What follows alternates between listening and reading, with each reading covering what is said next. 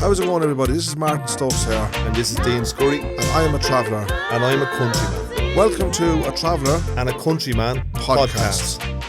What's the story, lads? This is Martin here, And this is Dean. and together we are, Dean Martin. and we're doing a podcast here today, So, episode 7. And today we're going to talk about, protesting, and why are we talking about protest? because a lot of it going on lately. And have you done any? I've done one, yes, just today actually. That's why you're bringing it up. Be honest with the people out Yeah, there. well, look, I'm bringing it up now because I done one this morning, yeah? So, Martin, And I've done Martin one. and a few of his I mates. actually done one, like, say, about 12 months ago. You say almost 1 year ago, yeah. Martin and his mates today done protest, or as I like to call it, a human rights picket. Yes. And protesting is kind of how we met about 12 months ago, because there was a report that came out from the Ombudsman for Children, and it kind of said, look, traveller children are being left way behind. And then there was another report, a government report, on the money being spent or not being spent by councils on traveller accommodation, etc. That came out a couple of weeks later on, and I was like, hold on a minute, what's going on here? I went up to you, and you boys were just about to go and shut down a Dublin City Council super depot in Ballymun beside where you live. We actually had it done just that morning, Oh, very good, yeah. and of course you got the news, Yeah. and you thought there was something in it for you. I thought there was a bit of fame and glory in it for me. So you landed at the site. You're always painting me as the person's trying to get something from you. So Martin, right, the first time I met him, he said, what are you doing here? What's in it for Yeah, you? we almost had And- a fight. And I took all the keys and phone and all out of my pocket, Go on, and I Dean. put my fist up and I said, I will spark and knock you out. And I told you, Dean, you're forgetting you're in a traveller site here. But what I was trying to say was, I'm here for the love, I'm here for the community, I'm here for the growth. And actually, Martin, I might learn something from you, but vice versa, you might learn something from me. Well, I know that you've learned a lot from me, Dean, but I really don't have learned that much from you since I. I tell you what, those protests Yeah. or pickets you done were very Oh, successful. you did. You were behind us, weren't you? Ah, very good. But because I had done a number of them over my life, I've been I learned protesting from my community and from my mother initially. How to get up and how to get out and how to fight for things, and how to do it in a way that you are more likely to succeed than get arrested or not succeed. Yeah, that's right. Well, that's how we did do it, like non-violent protest, peaceful protest.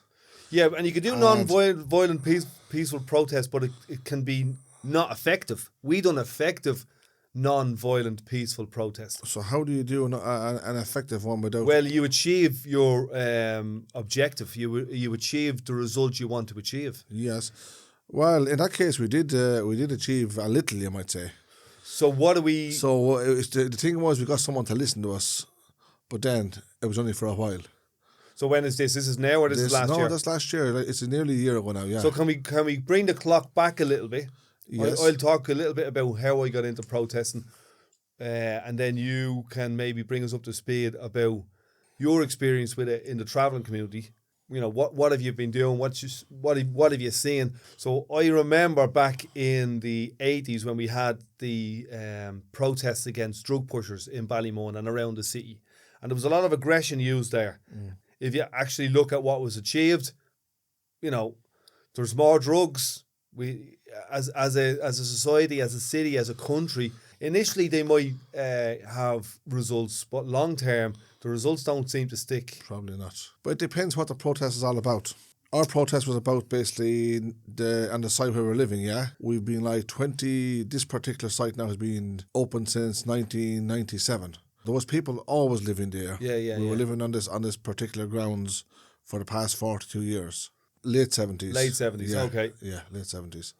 But anyway, we're talking about now 25 year apart, yeah? Yeah. So they built a site, and of course Dublin City Council built City Council, yeah. built a site, a But halting site. as time goes on, these sites need maintaining, like, you know what I mean? They need maintaining from the start, obviously, but then when they get a little bit run down for various reasons or one thing or another, of course, it's Dublin City Council to... So what part of the site When I would say mean maintaining? maintaining, Because I'm talking about likes of electricity, Yeah. likes of taps getting broke or So like outside taps. yeah, problems with that kind of stuff. You know what I mean? And like with mains electricity plumbing, that comes from the mains, pole. all of that, just that kind of from to be sockets on the walls. Which, if that was in like a settled community, the council would be fixing lampposts and power, and if there was leaks, outside leaks, they'd be fixing them and so Yes. on. They'd be maintaining the general upkeep of the public area, the grass areas and all that type of stuff. Yes.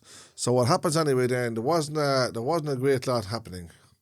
So then at one stage, a new guy came on. He was let's say he was over the travelling community in Ballymun, if you like. So But probably not just Ballymun. no, maybe not, but I know him as around. On your side, he's Dublin City Council's guy on the ground. Yeah. So he was he came on board anyway, and he started making all these promises that what Dublin City Council wanted, like say years, a long time ago, before IKEA opened.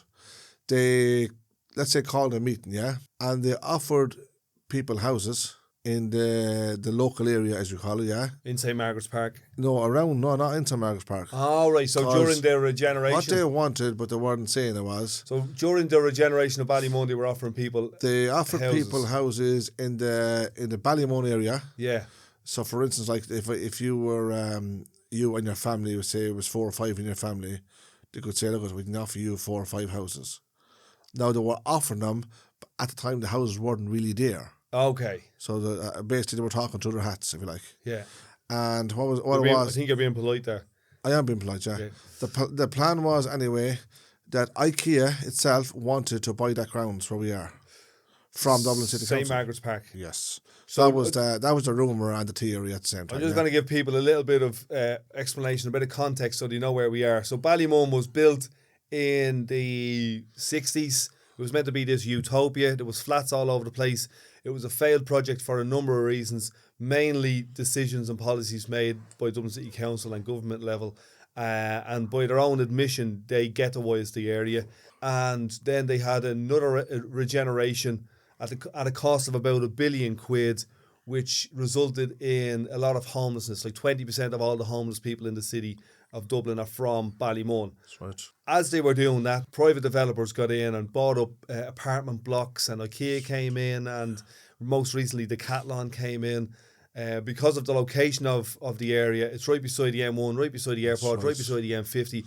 It's a prime spot. 15 minutes from town, basically. Yeah, it's a prime spot. It is a good convenience. Especially if you're a multinational business like Decathlon or IKEA, to get your products in is dead handy. Yeah, like. that's right. You know what I mean? You're almost at the port tunnel as well. It's in a great location. There's no doubt about that. So at that location, just off the M50 is St. Margaret's Park at the corner of Ballymun, and there's about 30 bays and 40 families. Well, I'll tell you what happened anyway, yeah. This new guy came on the council, yeah? And he was making promises for, let's say he was saying he wanted to redevelop the site. But the thing about it is we're having meetings after meeting after meeting, left, right, and centre. And we're getting a lot of good points across. But he didn't seem to be interested as he was pretending to be, if you know what I'm saying. So when was this? 5 years ago, This 10 is years ago? No, this could be like anything up to 7 years ago. What happened was then, before we knew it, they sent out, say, whatever, just call them leaflets, yeah, flyers, that they were doing a depot across the road. When you drive out, basically, the entrance of St. Margaret's Park, yeah, which is where we live, they had plans without anybody knowing it, without us even knowing it on the site, Yeah. for a super depot. So Now, this super depot was costing, like, at the moment now, up until a few months ago, it was costing them like 100 million to build. So you have St. Margaret's Park on the corner of Ballymun, then you have a field about 100 metres wide and about 3/4 of a kilometre long. Yeah. And on the other side of that, you have a road, Decathlon and IKEA. So it's really good land. And what Dublin City Council have done is they've decided to kind of sell up all of their other depots around the city and build what they're calling a super depot at the cost of about 100 million quid Yes. on your doorstep. On the doorstep. Thing about it was, anyway, for years, the people on our site, Yeah. they were asking and applying to the council all the time to build something on that land, because this same land, say ourselves, all the young lads who grew up there, there used to be football pitches in there, Okay. and they took away the football pitches. But for years and years and years, there was like all the young lads would be playing football there, and all sorts of sports in there. If you know what I mean. I remember that. So that back road that used to run up beside you, on the other side of that, there was all football All pitches. the pitches were in there. They used to call the 7 pitches. 7 pitches, yeah. That's right. So they took away all that anyway. It was literally like a playground for the travellers that lived in that site. So what happens then anyway, they decided they were going to build a depot, which is a council depot. They had these plans all drawn up and everything fully gone ahead before the travellers even got to know about it. Yeah. So this then, without a doubt, made the travellers angry on the site. Because why? That they could go ahead and make all these plans, all the blueprints, all, you name it, everything was fully done, up and running, as you call it, before we even knew about it. Of course, we took it to the realisation was, look, they're going to build a depot here. There was talk about people trying to put a stop to it. The council said, look, this can't be stopped because it's already gone too far. Yeah. Do you understand what I mean? So it would have been a big fight to stop something like that, right? Yeah, so like there would have been they would have having to seek planning permission. Yeah. And you mightn't have been aware that there was something going up until the planning permission had already been granted. Everything was already done. And everything was done, all the checks were signed and the contractors were contracted. Basically, the news we got was that, look, the builders are moving in there at such time. Yeah. Like something like 2 to 3 months. I think they could have seen the travellers as an easy touch here. You know what I mean? Who are these lads? Yeah, they did. They're not going to know a thing about what we're doing. They won't understand how to appeal planning permission, all that type of stuff, you know? So the story was anyway, when the travellers on the site heard that, they were angry because we were applying for years and years and years for them to do something with our own site, which we live in, and also it was overpopulated. So use some of that space over there to try and make another site. What was overpopulated? The site that we live in, the caravan site. So how is it overpopulated? There was too many families in it. So there's like 30 bays, is there not 30 families? No, there would have, maybe there could have been 45 to 47 How families. did that happen? Certain bays, there was like 2, sometimes 3 families in them. Right, but how did it go from 1 family in them to 2 or 3 families in them? Because as families grow up, Yeah. there's People have kids. Absolutely. When this was happening, then there was no space for them to go in, nowhere for them to move, no housing or no apartments or nothing like that available for them to.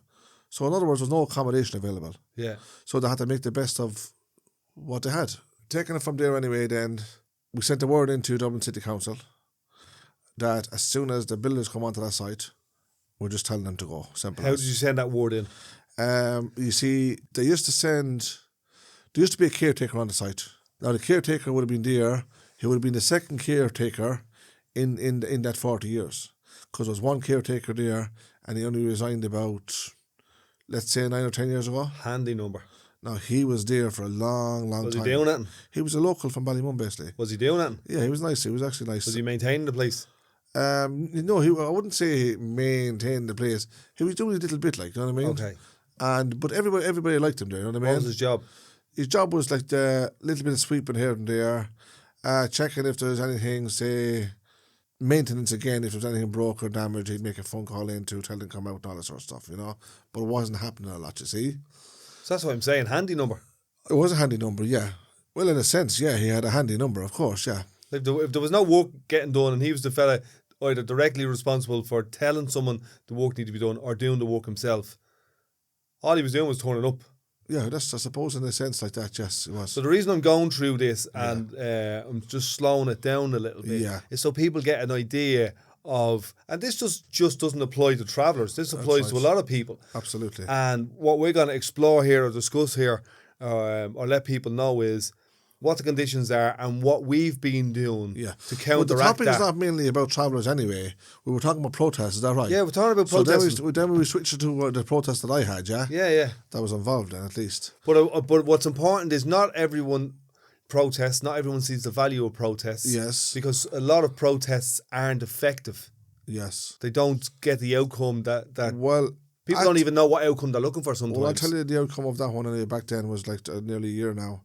It was actually a good outcome at the time because it was the most that ever happened on the site. So I'm going to bring it back a little bit. You got word to the council.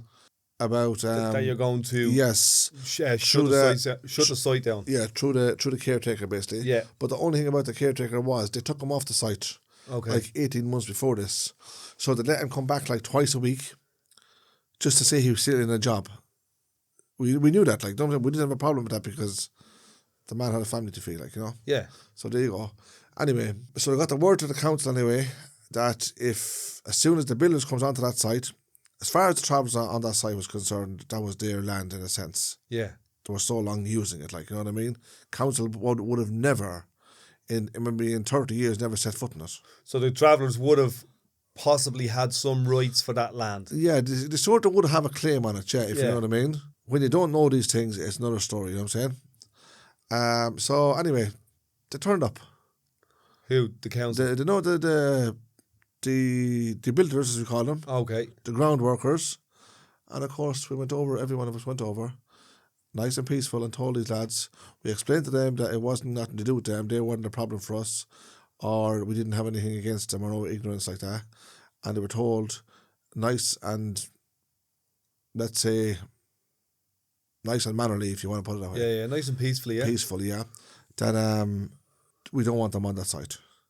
And we told them the reasons also. So you approached the workers directly. So that basically, were the in, like, moral of the diggers and story that. was that they could build this big super depot costing over 100 million euros, Yeah. and they were also building it for themselves. It's a Dublin City Council depot. Yeah. But they couldn't spend nothing on the site in repairing it. There's a lot of repairs on the site. A lot of repairs. So that was your argument, was they're spending 100 million quid on this and possibly more to suit themselves. Yes. But on the footprint of that land, Is 30 or 40 families live in deprivation and there's no maintenance done. absolutely. Yes. So you went up to them. Did you go up to the lads and the diggers or The lads were on the diggers, they were Yeah. digging all the ground, and there was pipes getting delivered, all that sort of stuff. because I all wasn't ground there. work at this I stage. wasn't there that day. I No, was you there weren't the there. following day. It I was the think. following day you turned up then. So I turned up with a few. So the lads, anyway, they went home on. nice and peaceful, and of course we done the same. But then the council, they sent some members of their staff out, and this was for the first time in about 18 months. So we didn't want to talk to them. We told them, no, we don't want to talk to you. So then the two main people in Dublin City Council, basically, they sent out for us to, would we have a meeting with them? Because of course it was in their favour, and we told them no. So they kept trying, and look, we said, well, look, we give it a shot. So we did. So we went and had a meeting with them anyway, but the only thing about the meeting was what I found, I don't know, is it one of their tricks or what's going on with them anyway. But I learned was that you go to the meetings with Dublin City Council, Yeah. and they just sit there and shut up. Okay, so they So use, therefore- they use the like it's not even a So silent now treatment. They these- just say nothing. No, not in that sense, no. They want to give you the impression that you're actually listening to every word you're saying. Okay. So you're sitting there and you're talking, you're trying to make all these good points. And then whoever's there with you in the meeting, of course, gets the chance to say a few words, and we all try to make sense of something, okay? Which we think that we do. But in their eyes, we're making no sense. So therefore, they're sitting there and just listening, and they're agreeing with absolutely everything. But the reality of it is, they're not listening. And also, they're not agreeing. And one of the points you made So to basically, what they're actually doing, they're giving you what you want. they're telling you what you want to hear by not saying anything. Number one, I'm listening to you. Yeah. Number two, I'm nodding the head, yes, Yeah. yes. So now I'm agreeing with everything you say. So now there's no argument, is there? Very good. So no- it's a there's strategy no- to yeah, reduce it is. the argument in the room. 100%. But we didn't realise this. We had a couple of meetings with them. It's a good lesson to learn. Well, I learnt it. Yep. Yeah, we had with a couple of meetings with them, and then there was one long meeting now, right? And there was a lot of talk in the meeting, a lot, but they weren't saying nothing. Very, very little. Now I'm talking about very, very few words. Yeah. So who was doing all the talking? Well, I don't want to say who was doing all the talking, because we all, But there's a number of people in the room from the site. well, they all got a few words in there. Yeah, yeah. As usual, I don't know how to shut up, so I sort of. You talked the head off a hammer.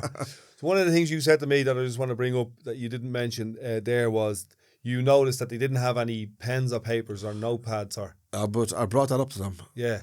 I said to them, I said, have you a good? I said to actually one of the higher. I said, you must have a great memory, have you? What do you mean? He said. Well, I said, can you remember everything that we said at the last meeting? Not really, he said, because he knew if he had to say yes, I was going to ask him questions. Yeah. He said, not really. Well, so how are you going to think of everything that we're saying here today? Oh, I'll think of it, he said. Well, I said, if you can't think of everything we said in the last meeting, how are you going to think of this one in the next meeting? So I said, where's your pen and paper? So it's a very good sign that you're showing absolutely no interest. Because surely you have a pen and paper to mark down certain little bits and pieces. You can't remember every word, every single word in a meeting. I can't. I wouldn't anyway. Now, when I say you'll remember some of it, you probably remember a lot of it. But there's important bits there you need to write down. And they weren't showing that kind of interest at all. And these people, they're not just administration staff. These are in executive roles in Dublin City Council. Yeah, but to be honest with you, what I found about them anyway was that they weren't very intelligent in dealing with the situation. Yeah. That was also annoying for me too. So do you think that they probably didn't even have a strategy? I don't know what they had because, look, they're smart people that have good jobs, to get highly paid. Yeah. They're obviously trained, yeah. But at the same time, to me, they were seriously, genuinely degrading their intelligence. But the fact that they didn't have much to say, in the end, it made us look stupid. We were doing all the talking. Well, maybe that is their approach, their strategy, their way to win the negotiations without actually doing much. I'm guessing the strategy was, well, we're going up here, we're having a meeting with a lot of travellers. To be honest, they're all angry. Yeah. They knew they were angry, and they knew the reasons why they were angry. So let's keep the cool here. Let them do all the talking. We're going to stay quiet. And by us agreeing with everything they say, then we're going to have no fight. Yeah, there'll be nothing for them when to be angry at. When I say a fight, I don't mean like a physical fight. Yeah. I mean, look, we're going to give them, we're going to feed them what they want to hear. Yeah. Does that make sense? Yeah, you're almost allowing them or you guys to pour honey into your own ear. Yes. You know what I mean? That's right. Just sweeten yourself up. Absolutely. And they just sit in the room going, sure, we were at that meeting. But the thing about it is when the meetings are finished then, yeah, and you're walking outside and you realise, hold it for 1 second there's nothing to hold on to. Nothing happened there. Yeah. It's great. You have to admire that. No, this is it. Only we made fools of ourselves. Yeah. And they still got paid 500 quid a day. Yes. Talking, thinking we made sense, thinking we were getting somewhere while we were in the meeting. But we actually got nowhere. Badly. And it's living proof. Because that meeting was nearly 12 months ago. So step back a little bit. Had I turned up at this point? No, I don't think so. Okay. You were at one of the meetings after that again. I was at one of the meetings after that. So what happened was, because you had been given design or plans for the new site and all at a previous meeting. They done a drawing up for the it wasn't even a plan for the site. It was a drawing for the outside unit. Yeah. The day unit, as we call it, a day house. It was to extend that. So there's an existing day unit. A utility unit, is it? Like a utility unit, yeah. Well, it is really, yes. Yeah. So it's an extension of that utility unit. They wanted which to has extend. like water, shower, washing machine, ablutions, that's the word. They wanted to extend that. Yeah. And then when everybody was sort of happy about that part of it, there was a couple of more meetings. And then what happened? They threw that in the bin again. They decided, look, well, hell, well, we can build you bungalow houses if you want. Right. So, of course, again, people were happy to hear this news again, weren't they?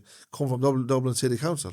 They're pouring more honey in your ear. Absolutely. They're kicking the can further down. And all the time they're progressing with their own €100 million project. At this stage, the ears were getting full up and there was no more room for honey. They had you sweetened up. Yeah. So more fuel use. Absolutely, yes, 1,000,000%. And I think that, obviously you're not the first person to have the wool pulled over your eyes, to have honey poured in your ear, to pour honey in your own ear.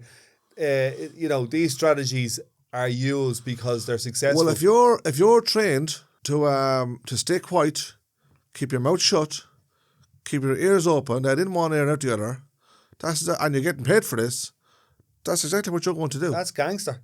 That's what you're going to do. Simple as. But that is gangster. That is genius. And you're getting an extra wage for letting him talk more. So therefore, that's how it's going to be. That is the tactic they're going to use. And I've seen it. I have used it. And they have used it numerous times. Fair play to them. But, absolutely. But it took us a while to click onto it. Very good. And when we clicked onto it, we felt like fools. How else are you supposed to feel? Ah, yeah. So, anyway. So how did you click onto it? I felt like a fool, so I clicked onto it. You were walking out the building. We're walking out of the building, let's say, empty-handed. Yeah. That's the best way of putting it. Not only empty-handed, like you felt like you had achieved something. Well, but listen, as soon as you opened the door, you realised we have nothing. Absolutely. We've less If you're than talking nothing. for 2 hours. We've less than nothing because all the anger that we even had is gone. Yes, if you're talking for 2 hours with a higher councilman and you walk out that door and realise we didn't get anywhere here because there was no, let's say there was no cross-tackling, if you know what I mean. Yeah. Do you get what I'm saying? Yeah. So it was good. It was good for on their behalf, being honest about it. Very good, and it's also a good learning experience from you. Yeah, but it sort of toughened us up a little bit then, right? Yeah. Because what happened was then, they decided then we're going to, they put the talk out for bungalows, right, which is small houses, yeah? So, of course, everybody gets excited again and say, yeah, that'd be nice. And then all of a sudden, right, when can they start this? Well, you can start this at such time. The months rolled on and nothing was happening. So we decided we're going to have some more meetings, didn't we? And what happened was then, one or two of them turned up at the meeting. Some of them would, some of them wouldn't, but they just simply had no interest.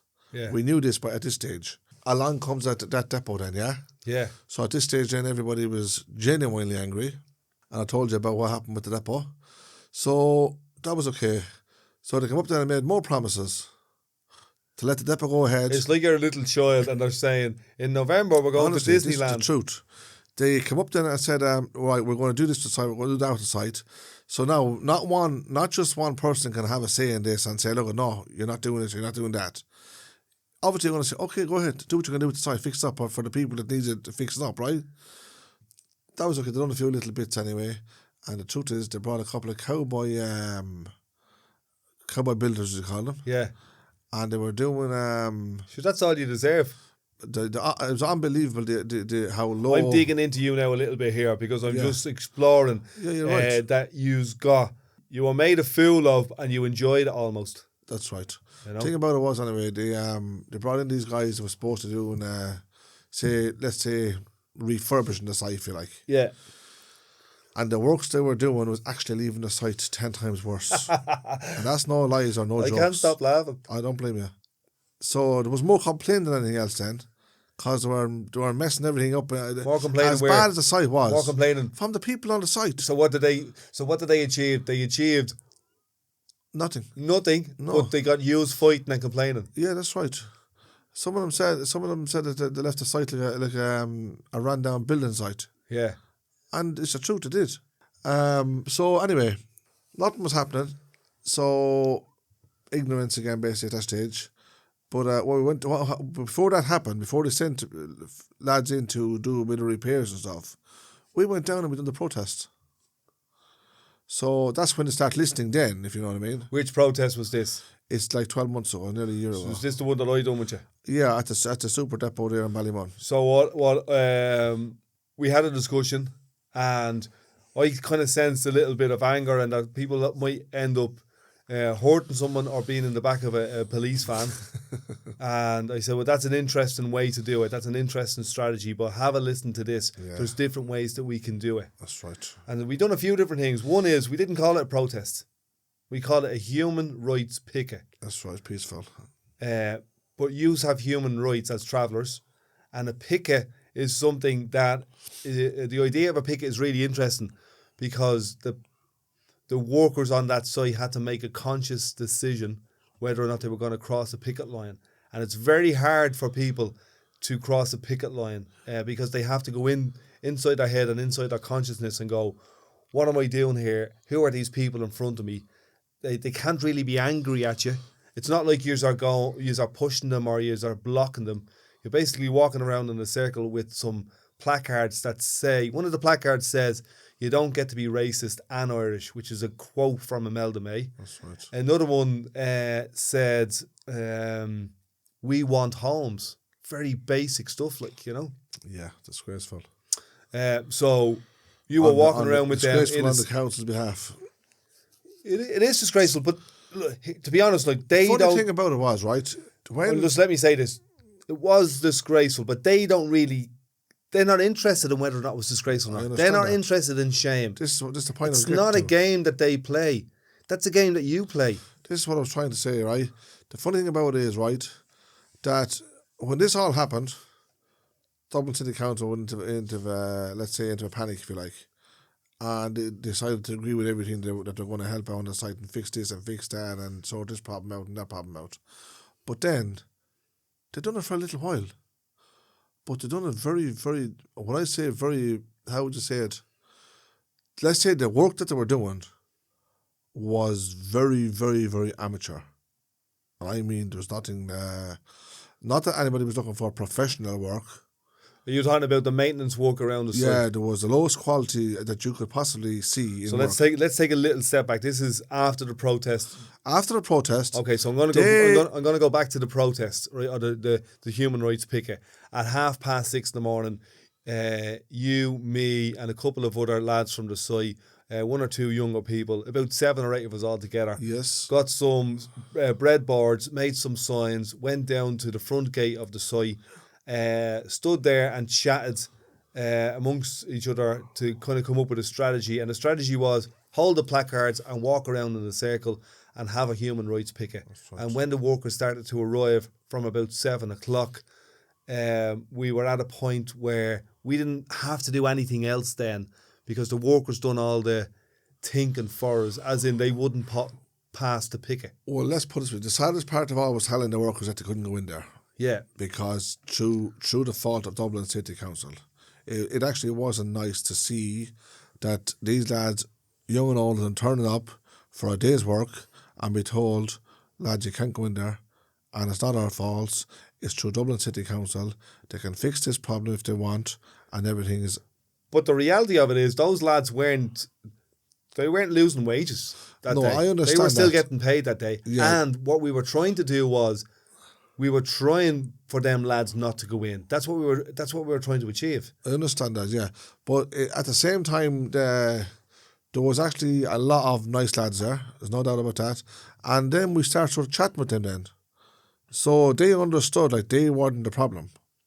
Yeah, and we weren't trying to test their character or blame them No or way. anything. What we were saying was, as a group of people holding the picket, was it was a human rights picket saying the human rights of this group of travellers in this part of Ballymun are being violated by their landlord who run the city, and they're called Dublin City Council. That's right. They just weren't listening. Yeah. And that's the reason we were there. Eventually, anyway, they came to some little agreements.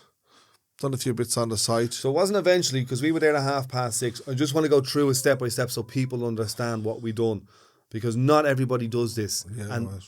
travellers don't do this. You know what I mean? Yeah, that's Travellers do not do this. It is not common. Do not hold protests. It's not common in the history of the state for travellers to have successfully held protests or human rights pickets. Okay, welcome on board. Okay? So welcome on board. This is what we're doing now. This is the new way to do it. By 9:30, we went there at 6:30. By 9:30, you were talking to an executive officer from Dublin City Council. That's right, And when I mean an executive officer, I mean somebody who was prepared to make decisions and spend money immediately. That's right. Yeah, they rang me and we just, we literally hung up the phone. Absolutely. Deadly. Yeah. Lovely. So... While they were possibly losing $100,000 a day on their site. couple of hours passed and they rang my phone again, and I just said, look what I said. I answered the phone at this stage. I said, we had an agreement. I said, you pull the plug on it. I said, you go and fix it. Simple as. So I hung up the phone again. Let's be honest about it. I did that because we were angry, yes. Angry with the fact that we're being ignored for so long and nothing getting done, and not even being recognised, to be honest about it. So what I realised there was Dublin City Council up until that point had all of the power and none of the responsibility. And I've said this numerous times, but I want to just drill it home to people. And at that moment, specifically at 9:30 on that morning, Yeah, you had the power. that's right. It looked like that. Yeah. You had the power then. For the first time possibly in your life, Yeah. that you would have had some sense of power in the situation that you were in. Well, let's put it this way: in dealing with them, for the first time, this was the first time they wanted to talk. They were the ones that wanted to talk. Yeah. Instead of us wanting to talk to them, they wanted to talk to us. And they wanted you to listen. So now they had, say ourselves, the travellers, ignoring them. But they wanted you to listen. That's an important point. Because that's how it was gone. That's the way that they led it. They led us down this road. Do you understand? Yeah. So this is where it ended then for them, at that stage. So anyway. So I just want to come in there. People might be listening to this going, they're talking about travellers. We're not. We're talking about power and negotiating and protest and human rights pickets and different strategies that can be used and different ways to achieve your outcome, to have a successful campaign. Yeah, it does. It just, as you said there, it just doesn't have to be about travellers. No. Because like you said, this was probably the first time you've ever heard of travellers doing I've never heard of it. Possibly there was some done, I don't know, throughout Ireland or whatever. But so how can it be just about travellers if this was the first picket for us ever to do? Or say this morning doing our other one again. We had no choice. Well, I don't like, because we were back at square one again. Yeah, obviously travellers have protested and it has been successful, some of them. But I don't think ever in the history of the state has such a small group of people been able to get leverage against a big power like Dublin City Council. Yeah, that's and true. the only reason you got leverage is because they had something in the game that they were afraid to lose. Yeah. And that was basically days of work on their super depot. I think, anyway, I'm not 100% certain about this, but I think what really pushed them back was the fact that we were voicing our opinions. Yeah, but you were voicing your opinion. You would voice your opinions before, but you were voicing it. No, but we've done it in a different way now. In a different way. We had photographs. We had a human rights picket. That's right. We had young travellers with big social media profiles. I was going to say that it was all over the media. It was all over the media. We had big Twitter followers retweeting and sending our all support. All the allies. We had professors, doctors, other travellers, people in the media supporting us, and we all know now how powerful social media is, how powerful Twitter is in Ireland, and how powerful a protest can be. And now with that megaphone of Twitter or Instagram or social media, Yes. How powerful a very simple, humble protest can be. That's right. Yeah, that was the beauty about it in one sense, was that it was nice and peaceful. The guards turned up on both occasions, and basically there was no young lads there like with a confrontation or anything like that.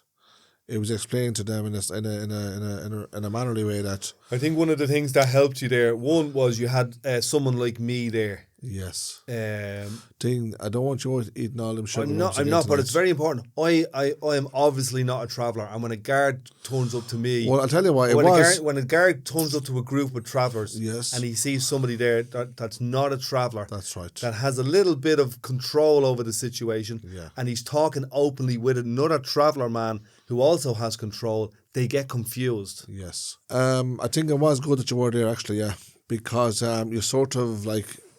You gave us direction there, showing us how to organise this and how to sort of deal with it when certain members of the public turned out, or like say the builders themselves, or Dublin City Council, or even the Gardaí.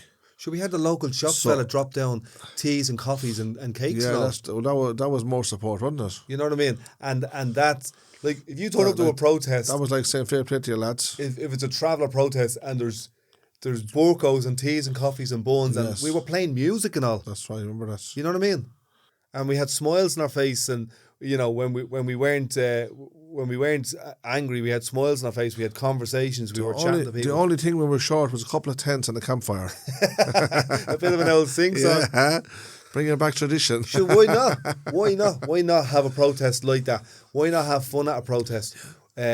Because you're more likely to get women and children and other people out supporting you. You're more likely to come across well in the media. Yeah. It's hard to. And we had it's hard to hang a couple of fellas who are having a bit of crack on a protest. Yeah, Rona was there the same day too, wasn't she? And so Rona was there. So that's another element good. that I kind of brought to the protest. One was I signed or helped sign Martin up to a union. Yeah. And in this case specifically, it was Unite the Union.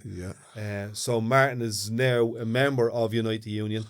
Wow. Which means, like, you've just got someone else in your corner. That's right. You've got a union that Well, has we needed, huge membership and huge experience. We needed support behind this, to be honest, truthful about it. Yeah. Because, let's be honest, at the first time that we ever did a protest, we were doing it anyway. Yeah.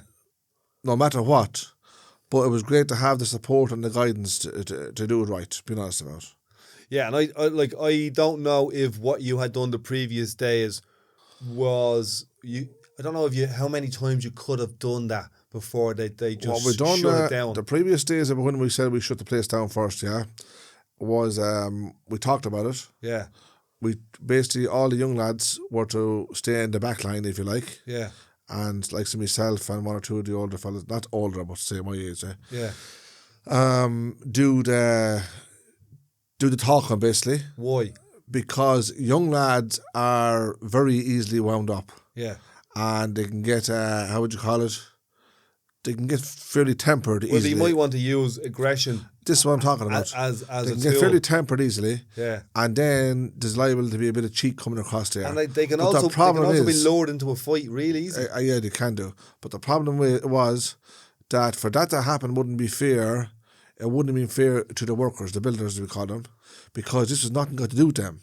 But if Dublin City Council could get those young travellers hurling abuse, they'd wind them up, bashing people, blah blah blah blah. Yes, it would suit them down to the ground. So that was all talked about, and that never happened. Great. So there was great communication between ourselves and these guys, the builders. They came from all over Ireland, like they came from Northern Ireland to do their work basically. And as I said, in the end, there was good communication. So these are the lads on the site. When we explained to them what the situation was, yeah, to be honest with you, they were literally on our side. Yeah, well, they're workers.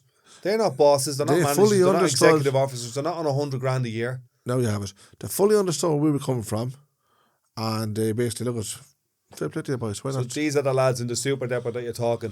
How many do you think is working up there? Now there's between 100 and 120 men there. Now 120 men, and this is between Dublin 100 City and Council's, 120. This is possibly Dublin City Council's largest project in the city for it is moving years. very fast though. It's moving fast. Yeah. So basically what you're saying this morning, there was 120 men out of work, which was completely and totally and utterly disgraceful on Dublin City Council's behalf. So what we did not want to do this. So this morning, so you rang me I talked to you last night. Yesterday evening, yeah. And you said, look, there might be another protest. Actually, what I done was 10 o'clock last night, I put up on Twitter. I said it's 1 year since our last protest. That's right. Not a lot has changed. It's time to turn up the heat. Yes. And basically, and I copied Dublin City Council in on it. Yeah. But basically told them at 10 o'clock the night before, we're going to do this again. And at 6:30 in the morning, you and a couple of lads turned up again. The thing about it was, we never told Dublin City Council we were doing a protest. Yeah. You see? I did. You did. I told them on Twitter. That's right. At 10 o'clock. But we had no plans of leaving them wise to the situation. Yeah. Do you understand? So therefore we turned up this morning like 6 o'clock, and it was a shock to them again. So I'm going to explain to you why I done that. Why at 10 o'clock the night before I done it. One was to prove or to test the fact that one is they're asleep at the wheel, and the other one is they don't give a rat's about you. I know that. They just don't give a rat's. But the funny thing about it is, I know how Dublin City Council operate now anyway.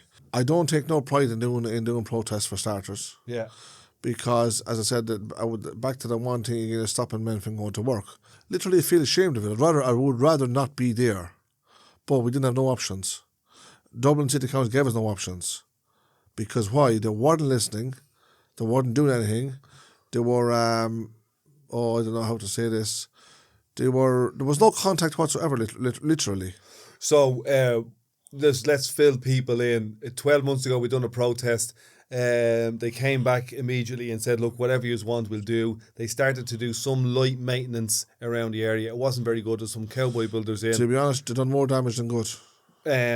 What they did do was there was a number of caravans on the site that were 20, 30 years old. Yes. And they had replaced a number of them. That's why they pressed a few of them. But they did say, look, we're going to consult with you, like a full collaboration on a redesign of the whole project, and we'll meet every 4 weeks. Yeah. And the meeting and the development and all that type of stuff didn't happen. I think one of the reasons they replaced a number of the caravans was possibly because the attention that we brought to the situation, but also what happened in previous sites like Carrick Mines, where there was fires and families had passed away, families had died. Like, the thing about it was that they did replace a few caravans. Yeah. But the main objective was that we needed like housing, basically. Yeah. Bungalows, if you like. There was room there for bungalows, 30 bungalows, yeah, which you could call them cottages, if you like, right? To say that, right? So that was the main drive, as you call it. And the reason you need them is so therefore that we had discussed that previously, is that the caravans are grand during the summer, but during the winter months, yeah, we talked all about that, didn't we? it's affecting your health. But I just want to make it clear for people that why travellers on this site now are looking for day homes to be built, right, or bungalows to be built. Well, I was saying about the bungalows. Yeah. That was the main issue, basically. Right. So what they done? They said, look, we'll give them a couple of caravans here for the time being. Yeah. And they did. They brought on a few caravans. But then the bungalows were out the window then. There was no more talk about housing. No more talk about, they call it group housing, bungalows, cottages, call them whatever you want. There was absolute no word about them after And that. there was no meetings that they had Because promised. as far as Dublin City Council was concerned, they'd done their duty and that's it. We put a few caravans on the site. Look, let's walk away again. Yeah. And that's exactly what they did do. They walked away again. So now you have a couple of caravans on the site. You have other people, say, needing things under bays, and also some needing caravans as well, right? Which is temporary accommodation until we try and tackle the problem with accommodation again, which is bungalows, right? So again, they ignored all of that. They went away from it, and for months and months and months. Now we haven't. Let's say we haven't heard from them in a long, long time now. We're talking about maybe 7 or 8 months anyway, right? There's one guy that comes out. They do send him out. Sort of, he's the only, let's say, the only communication between Dublin City Council and the travellers on that site. So what happened then, this arose then again was the cause of having another protest, which was this morning. Yeah. So then, same story again. They send somebody out again from Dublin City Council again to talk to the travellers. What's the story here? Story is here, nobody's listening. Basically, nobody wants to know what's going on that site there. But they do know, but they're ignoring it. Let's say it's like a merry-go-round. Yeah. It's the one thing over and over and over and over and over. So you're literally, I'll give you a small bit of, one time we had a meeting, yeah? Mm-hmm. And the meeting was going on and on and on and on. I went on for about 2 solid hours. Again, we met our pints and we're in. I said to one of the council members that was there to meet, I said, why do we have this problem? I said, you're a senior official in Dublin City Council. I said, you have great power in there, as far as I'm concerned. And I said, is that right? Yeah, she said. I said, you have the money in there, is that right? Well, she said to me, like before I said this was true in the 69 million euro thing, yeah, that the government handed to Dublin City Council for to specifically help out travellers. Yeah. Not to hand them money like pocket money. Just fix the basics need to be fixing. Yeah, a traveller-specific budget for accommodation and maintenance, yeah.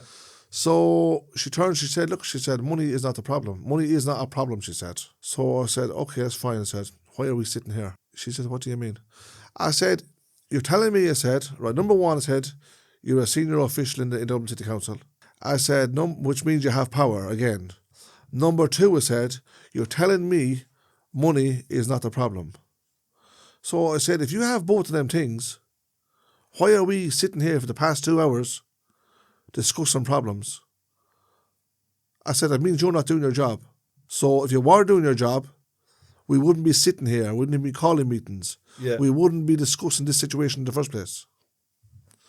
So basically, she had no answer to that, like, you know. So I think I was at that meeting. That was one of the meetings that this executive officer, we won't mention her name. No names, won't give no names. But she brought along a guard with her. The same time, yeah, the guard was there, yeah, with So present. she's bringing a guard to a meeting. We were kind of asking, is this the norm for all the meetings that you go to? Do you bring a guard along to a meeting? Or is it just the ones where there's travellers and they're looking for accommodation rights? So let's just put it into context. Dublin City Council manage Dublin. Yeah, they're the largest landlord. They're not schoolboys. They have a massive legal team. They're responsible for making a lot of decisions and spending a lot of money or not spending a lot of money. They're responsible for handling a lot of money. They're a very well resourced set up organisation. Yeah. Okay, and they're going toe to toe against a group of travellers beside a super depot, and for the last 30, 40 years have been basically doing cowboy work, cowboy maintenance, and calling that work, calling that progress, calling that servicing their tenants. So I have no problem in closing down super depots by doing a human rights picket. I'll do that all day, every day, because I think what's more important is your community. The young people, the adults, the older people, the health, the education, the mental health of your community, for me, is number one all day long, as opposed to these guys, super depot. That's number one.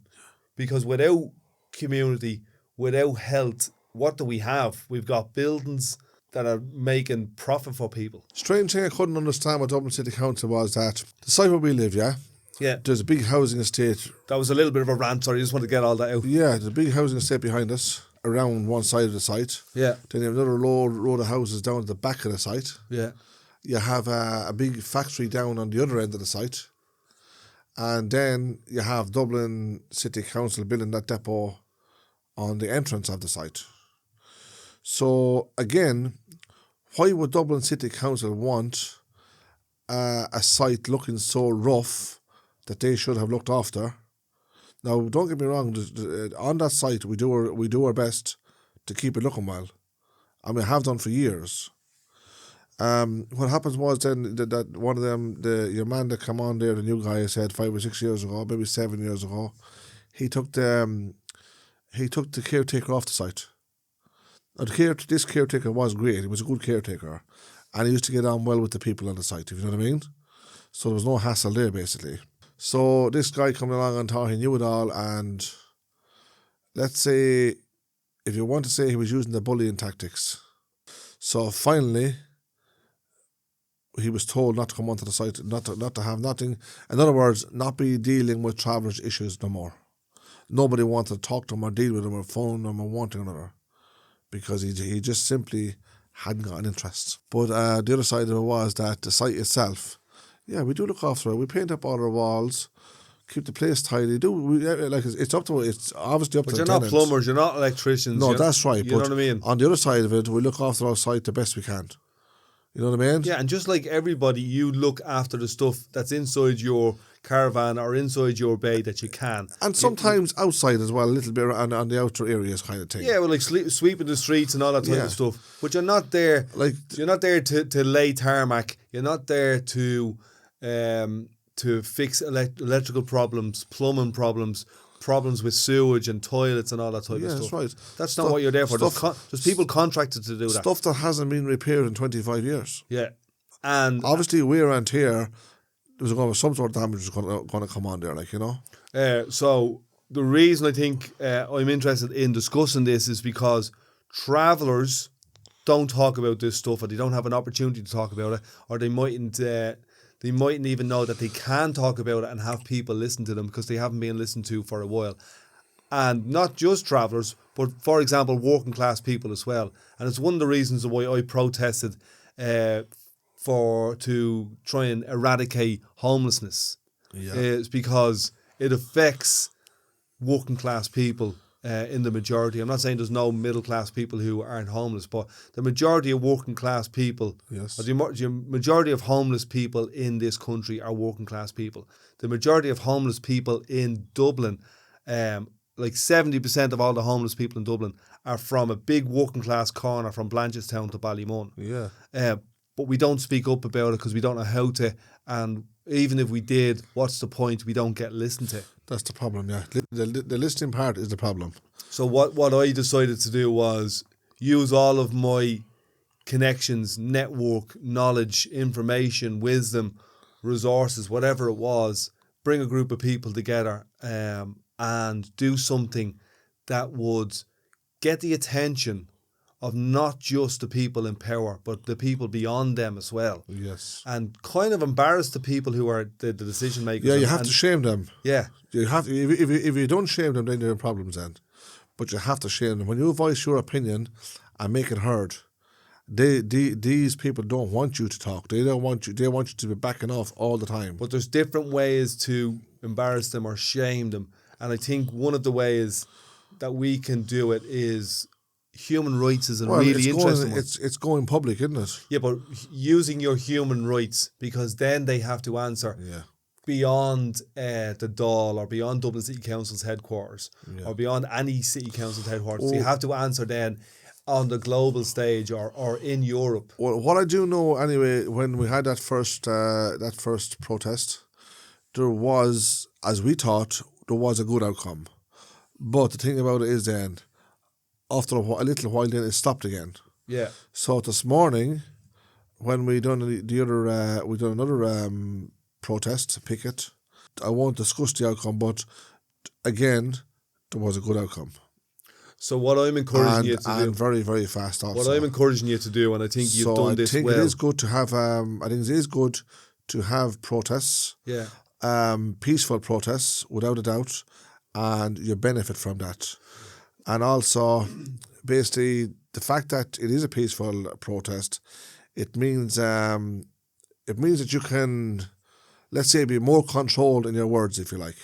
Yeah. Of who's approaching you, like so the Gardaí or the people on the building sites or whoever you're protesting against or beside or whatever it might be.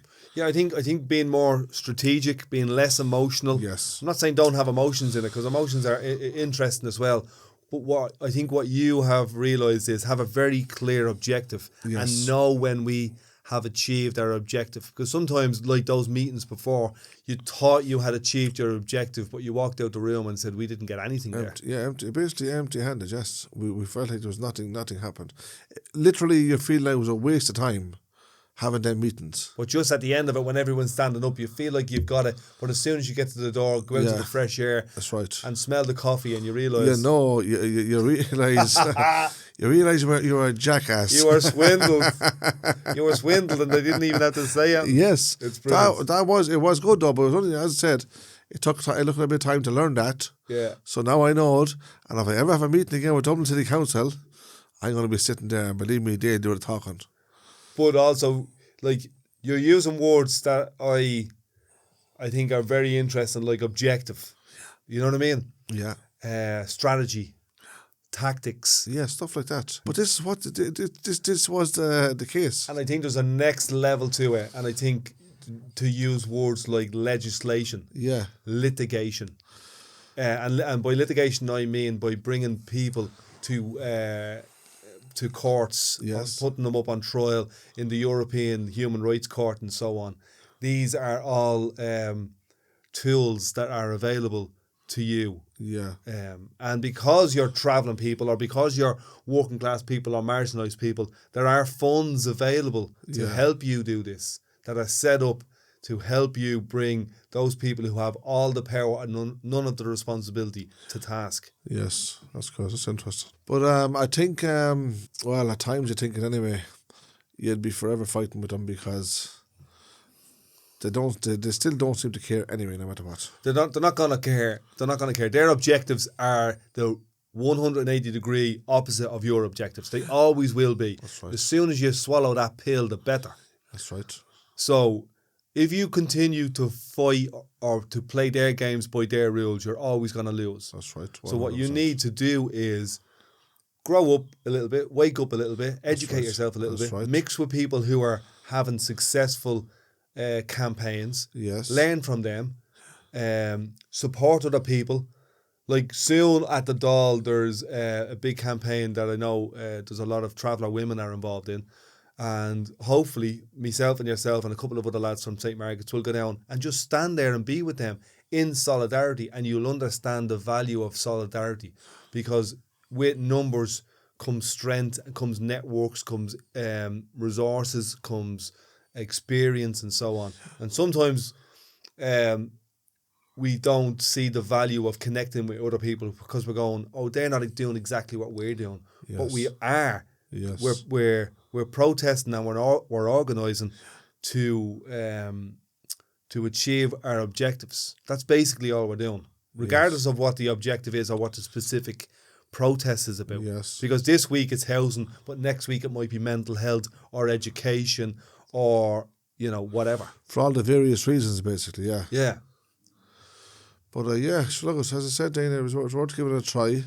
And yeah, there was good results. The fact that there was a protest. Being honest about it, if there was no protest, there'd be absolutely no movement. Nothing would be happening at all whatsoever, because that's how it has been for so long, and absolutely nothing changed. So yes, I would recommend if, for instance, whatever, let it be travellers or settled people, I don't know, and there's some situation where you have this thing where the councils are not sort of on their sides and they feel that they're against them and they're being ignored. I think, yeah, standing up and voicing the opinion and some sort of a protest, I think it does help, being honest about. And it's not just councils. We're just ripping into the I'm council only- because it's this yeah, example. because let's say our issue was the council. Our experience was with the So council, that's why exactly. I'm sort of talking But about it could the be a council now. company, it could be a government, Yeah. it could be whatever. But yeah, getting involved. You use the word movement there. So sometimes when people talk about a campaign that's really catching legs, they go, it went from a campaign into a movement. Yes. And that's something that we've seen in this country in the last couple of years with different referendums that we've had. They turned into movements. And maybe one day there might be an actual movement from within the travelling people where we force the issue. You know what I mean? We had what I call like a tokenistic recognition of ethnic status a couple of years ago. But as I say, it's tokenistic. It doesn't actually mean anything in the real world. Nothing has changed because this piece of paper was signed or because somebody stood up in the Dáil and said a few words about ethnic status. That's right. But I'd say the main thing would be just whatever they be doing is do it peaceful. Doing it peaceful is an interesting strategy. Yeah. Don't give these people the opportunity to have you standing in court. Let's put it that way. Yeah. Or in the back of some caravan or in a hospital, whatever, some cell or something like that there. So with the head thumped off you and the eyes sprayed off you with mace or something. Yes, for absolutely nothing. I think the peaceful side of it is what gains results in these things. So I think as a basis, have peaceful. But I've seen a lot of peaceful protests in Ireland and in Dublin over the last number of years, during COVID and so on. But what they lack, from my opinion, is a clear strategy, clear steps, a clear objective. What resources are required? Who's actually going to do the work? How do we know when we win? Having these types of things set up in your group are important, because otherwise you're just aiming in any direction then you're liable to be pulled down any old road, You are, but I think what you probably need, I'm not saying now I know all about protests or I know all of this all of a sudden because I've only done 2 altogether, but I've learned a lot from them. And I think you need to be careful about basically, let's say you need to be careful about the other side trying to intimidate you. Oh, yeah, So very good, yeah. It could easily lead you down the anger road, if you know what I'm saying. Yeah. And then you could easily get in trouble over it. Yeah, and it could also lead you down the road, because I've seen this in you and I've seen it in myself as well, is just doing too much and taking too much on and not being able to spread it out across a couple of people. Yes. You know what I mean? And what happens is it affects you, it affects your relationship in your family and so on. You're up till 3 or 4 o'clock in the morning. Well, that's too where many times that's thinking all about the it. pressure side of it, isn't it? Yeah. Because it's not easy. I know that for sure. It's not easy. Definitely not easy. I think you've learned that in the and last year. also, I tell you what it takes. Well, it takes a lot of time to build up courage to actually do it. Yeah. Because you sort of don't know where it's leading, where it's going to lead, kind of thing, unless you can hold your head together, as a fellow would say. But I think the courage side of it is taking the first step. Yeah. Yeah. And after that, it gets easy. And one of the 4 steps is realising I can't do all this on my own. It's actually all right to put your hand out and go, is there anyone else there that can give you a bit of support? Someone else to stand beside you, kind of thing. Yeah. You know. Yeah. I don't think anyone could do it on their own, even if they tried. Yeah, but sometimes the issue is an individual issue, and then we realise, oh my God, this is affecting 5, 10, 100, 5,000 other people. Yes. Can I reach out to them? Would they be interested in listening to me or telling me about their situation? Can we learn from each other? Have they done stuff that has failed before that I can learn from? Yeah. Or have they done stuff that's successful? I would say the majority of protests that happen fail, and there's loads of learning in that. Yes. You know what I mean? Learn through failing. Yeah, absolutely, yeah. And don't be afraid to just do it and fail and, make a mess of it. In other words, don't let it make you give up. Don't let the objective, if you don't achieve it straight away, break your heart, because it can, and it could drive you demented. Like, you know what I mean? Yeah. Like that's one of the things that happened to me when I done Apollo House. One of I realised. Here's a few of the lessons very quickly. Did you actually open up Apollo House? Is that right? Yeah, I planned it. Yeah. Organised people to come together. Yeah. Picked out the building. Invited other people to get involved with me. Yeah. Yeah. Was that for all the homeless people? Yeah. Basically, what I was trying to do was prove a point, because it was 100 years after 1916. It was a week before Christmas, and people from my community were dying on the streets. Right. As I said before, 20% of all the homeless people from Dublin are from Ballymun. So how did you actually get all the homeless people to come into it? Well, for a number of weeks, I would have having meetings in the union, actually, that you're a member of. Right. I asked them, could I have a meeting in here, like a homeless, what did we call it? Homeless empowered meeting or something like that. And I would bring a number of homeless people in, people who are not necessarily all street sleepers, but some people who are staying in like hostels and so on, or hubs and all this type of stuff. Bring them in, have meetings with them, and some people who are running soup kitchens as well. Into Apollo House? No, into a meeting room. That you were organising, yeah. Yeah, into a meeting room in Unite's office in Abbey Street in Dublin. Right. And some people were running soup kitchens and so on. So I'm saying, okay, lads, for the next couple of weeks, keep an eye out on people who you think we might be able to get into a building if we get a building. And then I had to go off and talk to people about getting a building. And then I realised we're going to have, say, a legal team or a financial team or a social media team. You know what I mean? Yes. And kind of pulled that together over maybe a 2-month period. Right. And this was like, say, from September to December 2016. Right. But although you done the meetings, yeah, was it people that was sleeping on the streets or people from the homeless shelters that was coming to it? Our objective was mainly the people who were sleeping on the streets, because the people who were staying in hostels, they had accommodation. Yeah, I was going to say there was still about 160 people in that month of December, which is really cold, sleeping on the streets. And people, I think what we've learned since was about 1 or 2 people a month were dying on the streets. Yes. Now, there was probably 20 or 30 people a year dying in the hostels anyway. Right, yes. And those figures have come out since. But a couple of people were dying on the streets. And what I was trying to prove was, for that month of December, January 2016, could we set up something where nobody died on the streets? Yes. So this is very interesting, because this is how you know So we set ourselves an objective. So how did I know if I achieved the objective or not? Because after a month, we just looked and went, did anyone die on the streets? No, No, they didn't. So we achieved our objective. that was good. You know what I mean? And then the other objective was to start a national conversation. So now the people that were sleeping on the streets Yeah. that didn't know about the meetings, how did they know they had a place to go to when you opened the Apollo House? Because the people who were coming to the meetings were also homeless.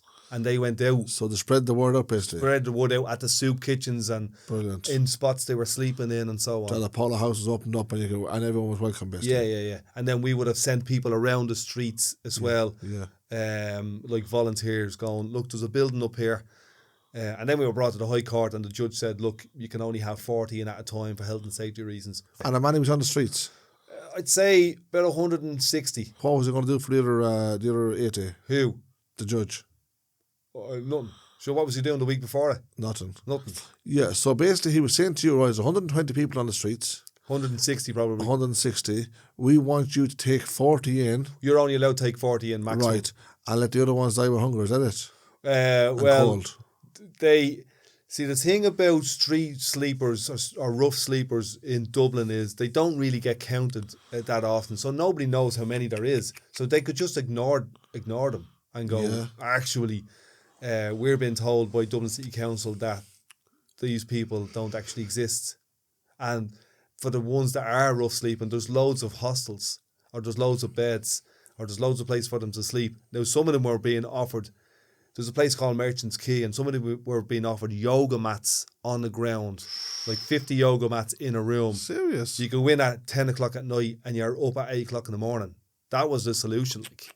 So you can see what would motivate me and other people to take over a building that was previously lying empty for 6 years. Yeah, That was a former social welfare office. yeah. Like it was owned by the state and it was lying empty. So we just took it over and put homeless people into it. Disgrace, isn't it? Yeah, it's It was good on your behalf, it's interesting. but it's an absolute disgrace that it's actually happening in the first place. These people really don't deal in disgrace or shame. No. They deal in power and money. So do you think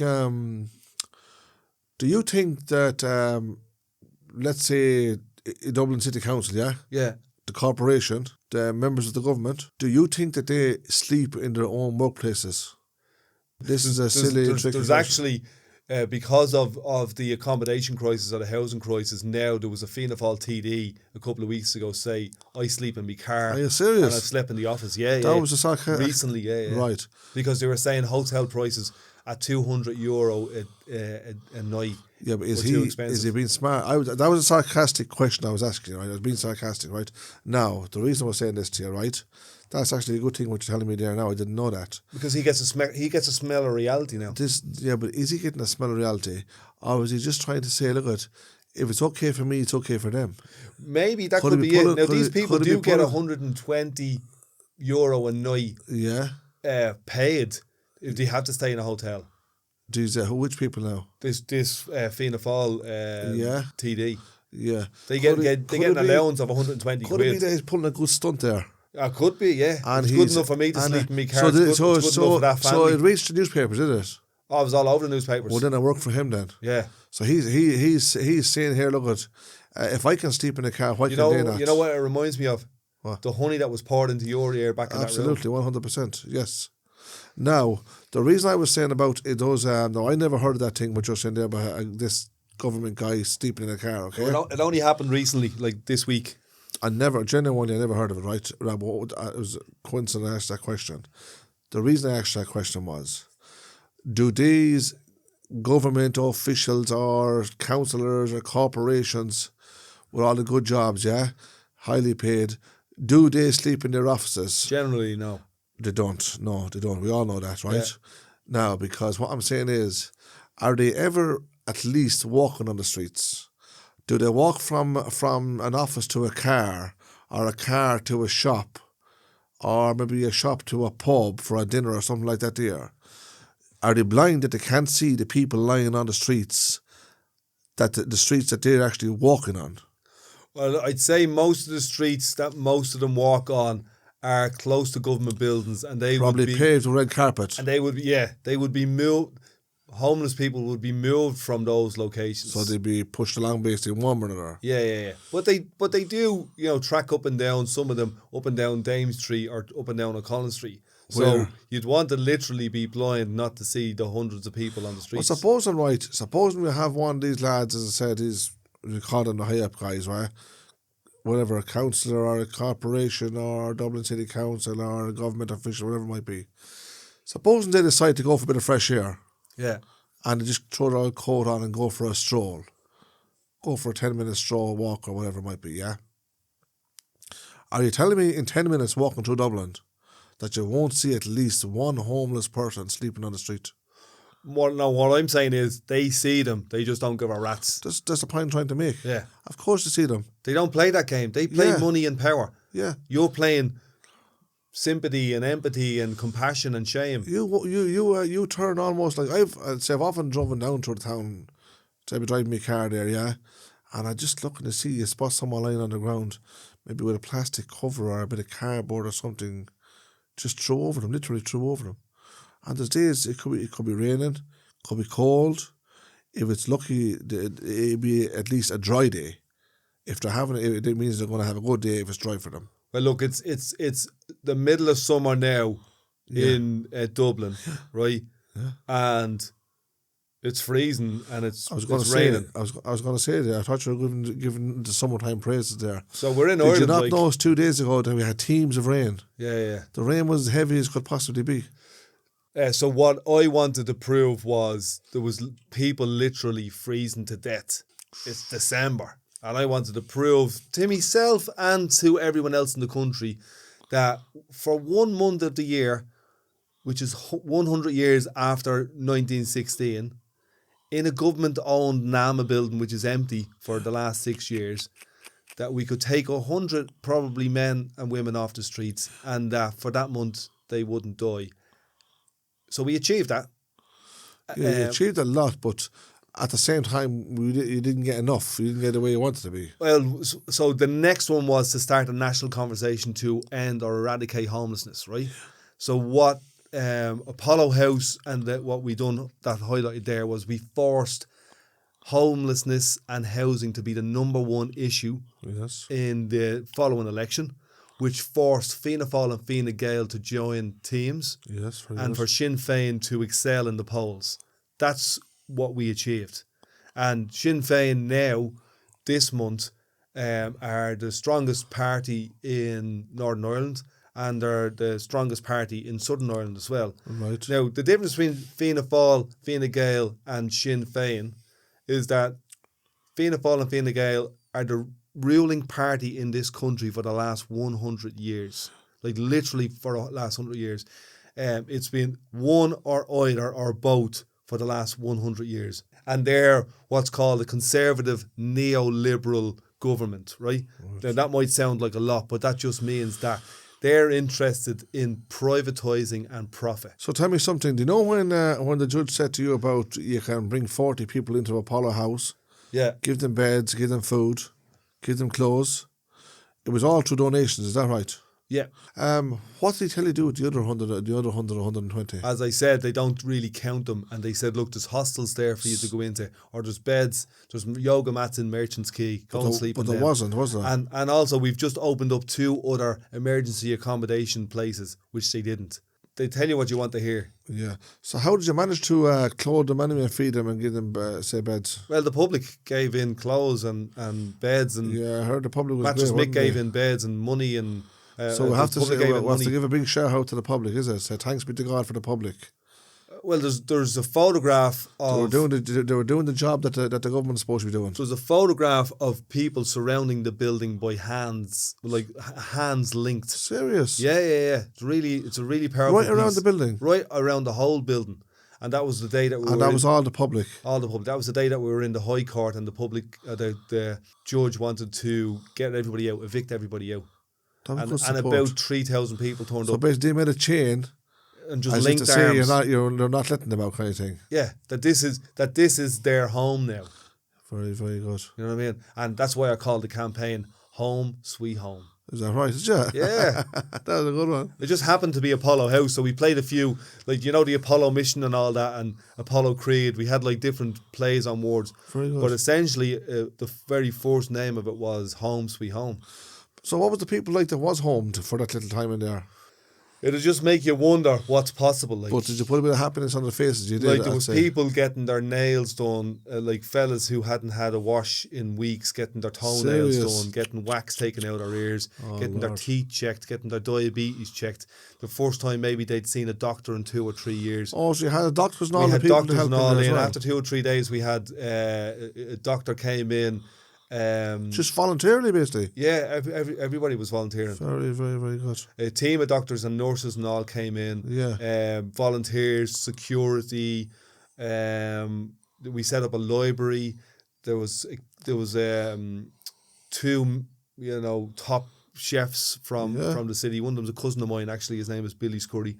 So they came in and they had like 3 meals a day. We built the kitchen in the place. We got all the kitchen equipment donated. They had 3 meals a day from 2 of the top chefs in the city. There was a TV room. There was people giving massages. So To all these homeless people. to all now. these homeless people who previously Sad. weren't even counted and were sleeping and freezing to death on the Yeah, streets. they barely knew they existed. And this was within about the first 2-3 days, and they were there for a month, and they were there for Christmas, and it was powerful. It was heartwarming. But a big but, it almost killed me. Serious. It was hard work. It didn't almost Because just you kill thought me. you'd take it all on, is that what you're saying? A few of us took a lot on. Good few Yeah. people took an awful lot It on. took more than you could handle, sort of like. Absolutely. Well, look, But you didn't give up though, did you? no, didn't give up. Kind of fought a really good fight. Fought a fight that hadn't been fought in this Well, country there's only before. so much one person can do at the end of the day, like, isn't there? Yeah, and there's only so much, you know, 20 or 30 of us can do. But didn't it also show you and the people who were there, say, with you, didn't it show you how the kind of goodness that exists in Ireland also? There's no doubt that People that come in and helped you with all these things. there's no doubt that when you And these people were just the shine the public light themselves. in the right way, people come out. I think it was great, to be honest about it. Very, very good. The fact that you done what you done, and also the fact that the public themselves was also willing to participate and help out in every way they could. And who, like, I kind of knew I would get working class people behind me, but getting people from all over the country, all backgrounds, all disciplines, all ages, middle class, like, we had a list of people who wanted to volunteers, and literally there was from brickies to barristers on it. Yes. Like about 4,000 people willing to volunteer and come down and do some stuff. And you had a bit of music there as well, hadn't you? With music, we had different people turn up. We done like a rooftop gig, like the Beatles. Remember the Beatles gig? Yeah. So Did Glenn you? Hansard kind of led a rooftop gig. Who done like Glenn Hansard, yeah? Line and Hosier and Glenn and great crack. So Glenn is a singer and an actor, huh? That was a Glenn. great film you made, wasn't it? Once. The ones, yeah. Very I'm interesting. making wasn't it? another one Twice. twice. That's actually a good idea. So he's going to make once twice. But he's great though, isn't he? Yeah, he's really good. There was a quote there from Saint Mother Teresa. Yeah, You've heard of her, didn't you? go on, yeah. She used to From Coolock, is that one? yeah, she's from Coolock. She was from India, Right. Calcutta, yeah, Yeah. and she organised. She went to the college here in Dublin for the nuns. Oh, did she, yeah? Yeah, but like years and years and years ago. Yeah. Obviously, you know Before my time. she's dead now since 1987. Yeah, yeah. She died the same year as Lady Diana. Ah, very, And very the good. two of them Are they were- related? No, they were very good friends. Were they? Yeah, very good friends right. from two different worlds. But anyway, the moral of the story was she used to go out in the streets and the people that were dying with hunger she'd basically dragged them back to she went to the government Yeah. in Calcutta, yeah, and there was a big building that was literally closed down. So she went and asked for the building. So, of course, through a bit of fighting and talking and getting people on her side, they eventually gave her the building. So they also asked her what did she want the building for. She said, I want to form a congregation of nuns, the Sisters of Charity, yeah? So, but also she said, I want to go out on the streets and take the homeless people off the streets and the sick people, the marginalised, the vulnerable, you name it. And she said, I want to bring them to this building. I want to make beds for them. I want to wash them. I want to feed them. So they decided then, look, okay, we give you the building. So she got the building anyway. And straight off, she started bringing people into the building and washing them. But before she knew it, there was people, like, say women basically, knocking on the door of the building asking could they come in. But what they wanted to come in to become a part of the nuns. Yeah. So they joined up with the nuns, so they formed their own, let's say, congregation of nuns, if you like. So one particular time she was on the street and there was this person and they were, they used to have a name for them where the skin would be all... Like lepers. Yeah. The skin would be all infected and literally nobody would want to touch them, basically. So this particular day anyway... Sounds familiar. This particular day, she knelt down beside what we would call a leper, yeah? Mm-hmm. And she put her arms around him and comforting them, like... Yeah. Let them know that somebody loved them, like she loved them, yeah? So she was showing love to them anyway. So what she done was, another woman walked up from the street, yeah? And stood right beside her. And she was looking at the little nun, saying to Mother Teresa now, right? Sort of trying to look after this leper. So she wanted to get him and bring him back to the building, basically, so she could look after him with the other nuns. And the woman looks and she said, what are you doing? She said, I'm trying to help him. Now, this would have been in their language, okay? Yeah. And you don't speak Indian. I don't speak Indian, no. You're going to have to try to understand me, okay? So the woman said to me, she said, when she asked her what are you doing, she told her what she was doing. And she said, I wouldn't do that for $1 million, say $1 million, liras or whatever the Indian money is. So we want to call it $1 million, right? She said, I wouldn't do that for $1 million. And Mother Teresa just turned around and looks up at her. She said, neither would I, she said. That's why I'm doing it for nothing. Lovely. Wasn't that nice? Lovely, yeah. Yeah. So that was a powerful little word of hers. She didn't need to be paid $1 million. She didn't be paid anything. No, absolutely not. But $1 million was the word. Yeah. She didn't need to pay $1 million to look after somebody, show them love, and feed them, and whatever she could do for them. So see the thing that where she had, where people were knocking on her door. She was doing this every day. Yeah, that's what we had. We had literally people knocking on our door. Yeah, but that's like coming from people. Some people came in from Europe, from Germany. People coming up from Cork all over to help the poor, to bring their expertise, to bring their money, to bring their clothes, to bring their love or whatever it was. But you know where all that came from, don't you? Go on. It came from the power of God. Yeah. Without a doubt, that nobody doubt that.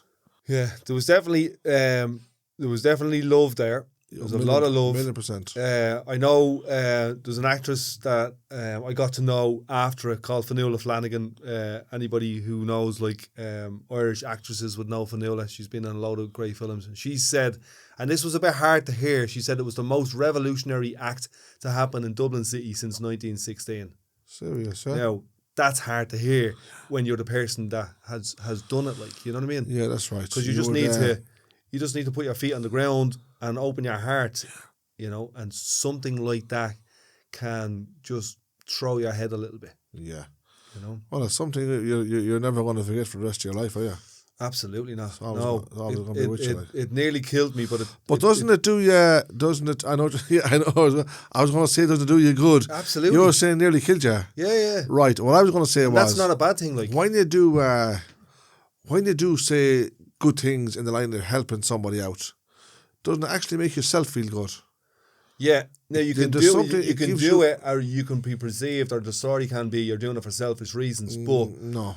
If you're doing it from your heart, if you're doing something good, and you're doing it from your heart, Yeah. well, you'll actually receive something from it. Mm-hmm. And the receiving is that you're going to feel good about yourselves. Yeah. So it gives yourself an uplift there. And it also it connected me with humanity, because I remember being in a corner of Apollo House on the floor, sitting with a couple of blankets, and there was a couple of women there who were homeless and a couple of men, and they were, probably addicted to drugs and so on. And we talked about pain and suffering and trauma, and we cried. But as soon as we cried, we also start laughing. And we talked about the madness of it and how funny it is. And then we'd start crying again. And we sat there in that corner. I think it was probably the first night or the second night, a week before Christmas, just laughing and slagging and crying and hugging each other. And that's where it is. That's where the love and the compassion is. And that's where the humanity is. Yeah. Did you ever look at somebody like that there and you might think in your own mind that, like, there's certain things in life we can criticise, okay? Yeah. But we shouldn't. Now, I'm not talking about what we're talking about now, because that would definitely not be something to criticise. But there's certain things people do in lives, and then there's certain people who criticise these things. But what about the person that would look at somebody who's, let's say, has fallen in life, if you want to put it that way, Yeah. and think if it wasn't for the grace of God, it might have been me instead of him? Yeah. It's strange, isn't it? Yeah, and I think sometimes... So that's why it's always good to actually reach out a helping hand to somebody who needs a helping hand. Simple as. Yeah, pull someone up rather than push them down. Don't push them down, lift them up, yeah. Yeah, and instead of pointing the finger at them and blaming them or criticising them, as me dad says or me ma says, there's 3 fingers pointing back. Just have a look at yourself for a little bit and see where you're at and what you're doing, and is there something that you can do to help others, Yeah, that's instead of criticising them, yeah. That's like take the plank out of your own eye before you try to take the splinter out of somebody else's. That's a beauty. I've never heard that one. Well, you heard it Take now, the plank out of your own That's eye. for the back. Yeah, that's for the backbiter and the ballyragger. That's what? The ballyrag. You ever heard of ballyrags? Yeah. No. Well, a ballyrag is a word that travellers use. Right. A lot of travellers use it. Are you getting gems now? Ballyragging. Yeah, ballyragging. We're ballyragging. Ballyragging would be like you're backbiting. Yeah. You're judging somebody, but obviously it's behind their backs. Take the plank out of your eye before you take the splinter out. Take the plank out of your own eye before you try to take the splinter out of somebody else's. What do you think of that one, Dean? That's a gem. That's a beauty. That's to say, Dean, they reckon, Dean, we learn something new every day. I tell you what. Yeah? You haven't done this before. I haven't sat in a room like with you before like this. No. We've got to know each other over the last year, but we're really getting comfortable and able to explore stuff and giving the other person time. Hopefully sometime we'll be able to maybe get a little bit bigger of a studio. What do you think? We might get a guest in as well. It's okay, isn't it? Huh? It's actually okay, isn't it? This is nice in here, yeah. Yes, what do you think about getting a guest in? I don't want to say too much yet, but yeah, maybe we could get somebody on too, because what happens is... So we'll be too comfortable with each other. It'd be nice to have somebody in there just to break the silence. But I think what we're learning to do is just talk and listen. Yeah. Give each other space. Well, it is a bit of banter, a bit of a chat. Yeah. So there's probably not a lot more to it. But it's great that we can talk about certain little bits and pieces like that. Yeah. Because I'm interested in that kind of stuff, you know what I mean? I'm sure there's a lot of people probably interested in the same thing. Because it's nice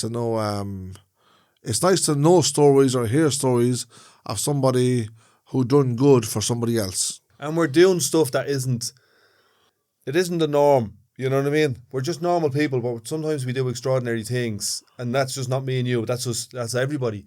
And I think that these podcasts, these spaces give us a chance just to talk about that and connect with the other person, the humanity in the other person, And the reality of some things. Yeah. Deadly. Episode 7, I enjoyed it. A traveller and a countryman. Let's say we can praise this all we want to. You can say it's okay. It's okay. But somebody listening out there, what the heck is these two boys talking about? If you don't like, share, comment, pass it on to your granny, send it around the place. And again, if you're going to say something, say something good, will you? Yeah. If you're going to say something bad, don't say it at all. So we're gonna come up with some kind of sign off. What did we say last time? Cheerio, boys. And I was going to say cheerio, girls. Cheerio, girls. You're in trouble. So, see you cheerio, later. people. How about cheerio, people? Cheerio, people. Yeah. You said cheerio, folks. Is that the last time? Cheerio, folks. Cheerio, folks. Where were we going with cheerio, folks? So that's us for this episode, a Traveller and a Countryman podcast. If you like it, let us know, share it around, and we'll see you on the road.